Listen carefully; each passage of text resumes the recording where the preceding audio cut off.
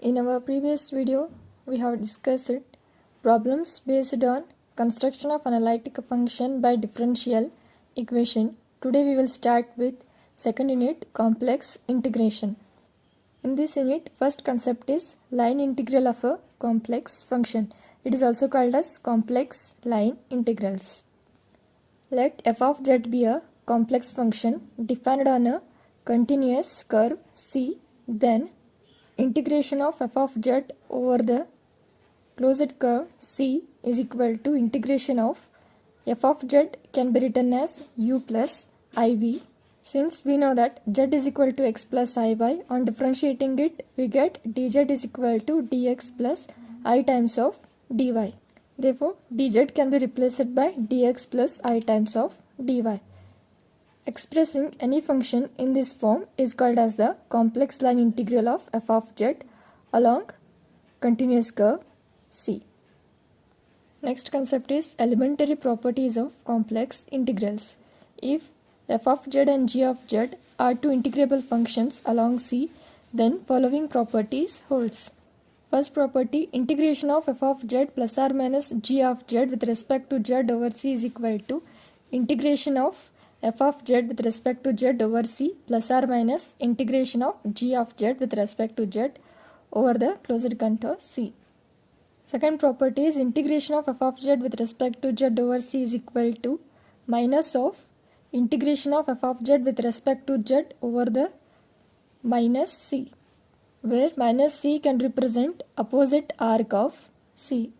Third property is integration of constant into f of z with respect to z over C is equal to k times integration of f of z with respect to z over C, where k represents the scalar.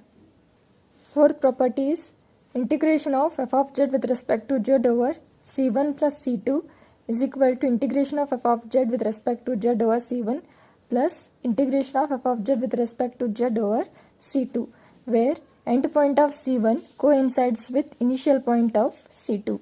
Fifth property is modulus of integration of f of z into dz over the C is less than or equal to integration of mod of f of z into mod of dz over the C. Examples, first one, evaluate integration of z square with respect to z over the limits 0 to 3 plus I along the line x equal to 3y. We have to evaluate the value of integration of f of z with respect to z over the C. Therefore, consider integration of f of z with respect to z over the closed contour C is equal to given quantity integration of z square with respect to z over the limits 0 to 3 plus I. Here one more given data is x equal to 3y. On differentiating it, dx equal to 3 times of dy, which is equal to integration of z can be replaced by x plus iy. Here the term z square is there, therefore x plus iy its square. We know that dz value is dx plus I times of dy, and lower limit 0 can be written in the complex form as 0 plus I times of 0, and the upper limit 3 plus I can be written in the form 3 plus I into 1. Here x varies from 0 to 3 and y varies from 0 to 1. But in the problem they have given x is equal to 3 times of y, which is along the y-axis. Therefore, we have to consider the values of y. Here y varies from 0 to 1. Therefore, integration of x value is 3 times of y plus I into y its square. Dx value is 3 times of dy plus I into dy over the limits 0 to 1. In the first term, y is common and which is present under the square. Therefore, it is 3 plus I its square into y square. In the second term, dy is common. Therefore, it can be written as 3 plus I into dy. 3 plus I its square into 3 plus I can be written as 3 plus I its cube under the integral sign y square into dy over the limits 0 to 1. On integrating it with respect to y, we get y cube divided by 3 over the limits 0 to 1. Here 3 is a constant, take it outside, which is equal to 3 plus I its cube divided by 3. On substituting limits, we get 1 minus 0, which can be written as 3 plus I its cube divided by 3.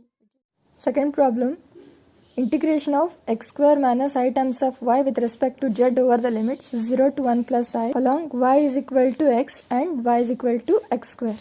Here we have to consider two conditions. One is with respect to x and another one is with respect to x square.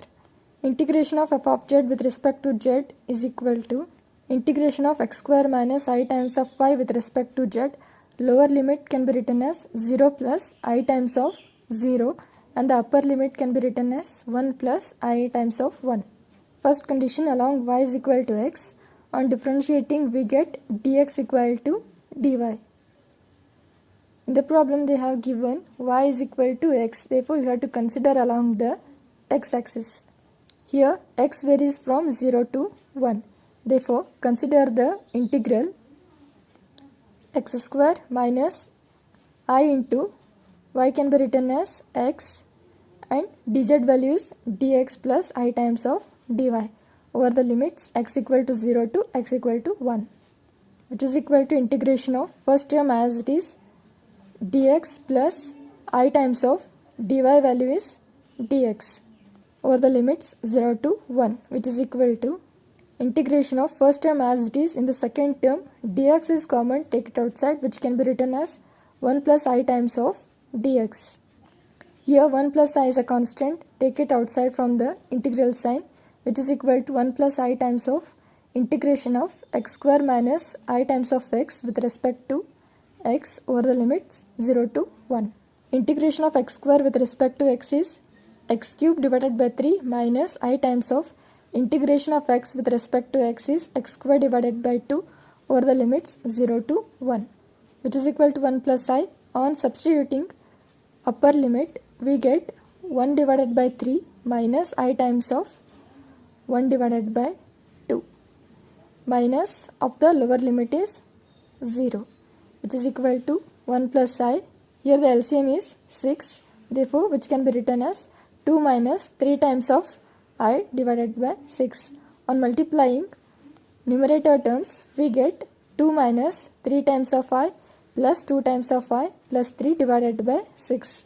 On simplifying it we get 5 minus I divided by 6, which is the value of integration of f of z with respect to z over the c along y is equal to x. Second condition, along y is equal to x square, on differentiating it we get dy is equal to 2 times of x with respect to x.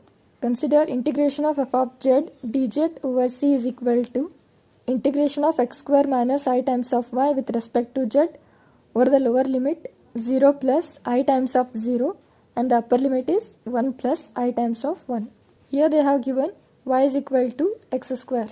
Therefore we have to consider along the x-axis. Here the x varies from 0 to 1. Here y value is x square and dz value is dx plus I times of dy. Again dy can be written as 2 times of x into dx. Consider the integral as I is equal to integration of x square minus I times of x square into dx plus I times of dy over the lower limit 0 and the upper limit 1. Here dy can be replaced by 2 times of x with respect to x. In the first term x square is common, take it outside, which can be written as 1 minus I times of x square. In the second term dx is common, which can be written as 1 plus I into 2 times of x into dx. Here 1 minus I is a constant because it is independent of the x terms. Therefore take it outside of the integral sign. We get inside the integral x square plus x square into I times of 2x can be written as I into 2 times of x cube with respect to x. On integrating it with respect to x we get, which is equal to 1 minus I. Integration of x square with respect to x is x cube divided by 3 plus I is a constant, keep it as it is. Integration of x cube with respect to x is x to the power 4 divided by 4. 2 1s are 2 2s are will get cancelled. We get simply x to the power 4 divided by 2 over the limits 0 to 1. which is equal to 1 minus I. On substituting upper limit, we get 1 divided by 3 plus I divided by 2 minus, here the lower limit is 0, which is equal to LCM is 6, which can be written as 1 minus I into 2 plus 3I divided by 6.